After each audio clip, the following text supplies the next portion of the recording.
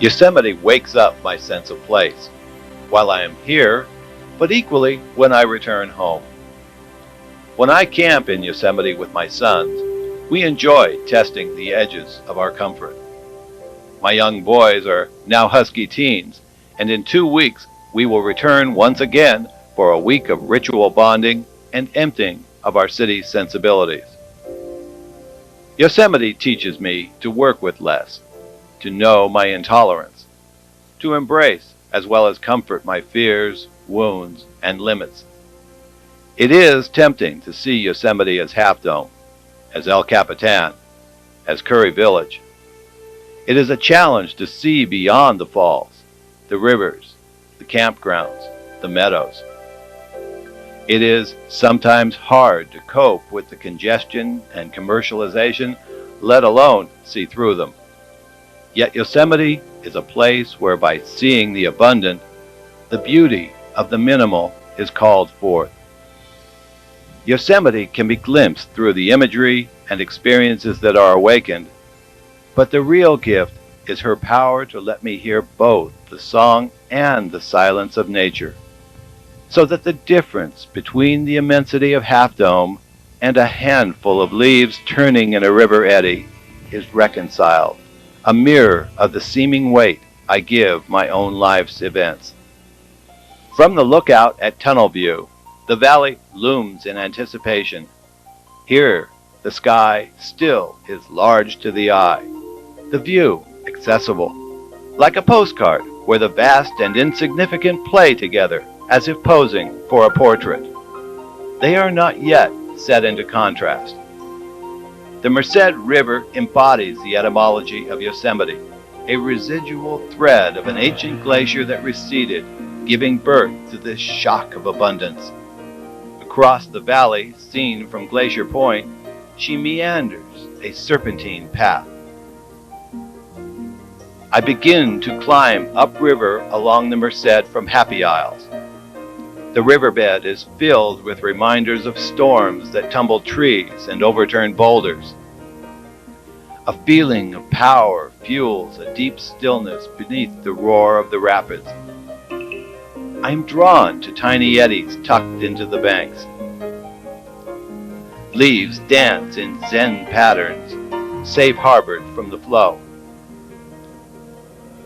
Miniature waterfalls plummet down vertical faces, blending into the mainstream. It is a photographer's dream, and I carefully pick my way with camera, backpack, and tripod.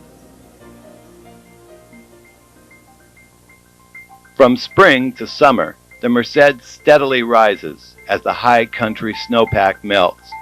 From summer to fall, the still, frigid waters recede, and the banks begin turning towards dryness, a spirit of renewal, an emptying of spring's affluence. Moss forms a second skin on trees gnarled by winter's harshness, lush green even in summer. Stones are cool to the touch in the hot sun, their granite cores moist. Vernal Falls explodes the atmosphere full of rainbows. The sun splays its signature across the sequestered canyon. The sky disappears behind the vaulting verticality. Pausing, I feel nature containing herself, stirring the hollow with mist and light patterns. Rainbows cluster beneath grass blades, at the river's edge, in the air. A slippery slickness greets every step.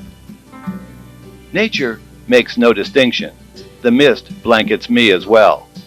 And when I cast an appreciative eye, I notice and become honest about the way she treats me with equivalence and indifference.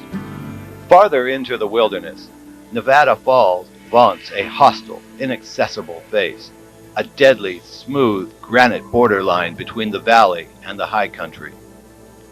No rainbows live here, even though mist from the Merced swirls across the surface.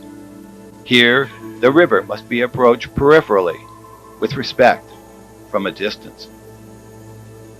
On top, a necklace of stone islands buffers access to the falls, belying imminent danger.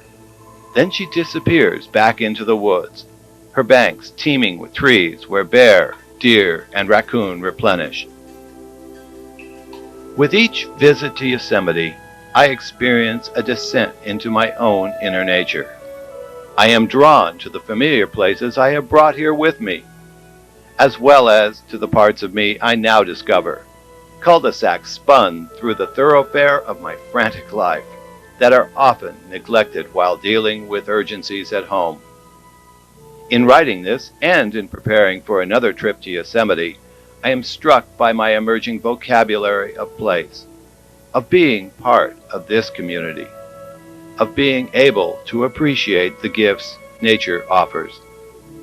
These images mirror memory reflecting.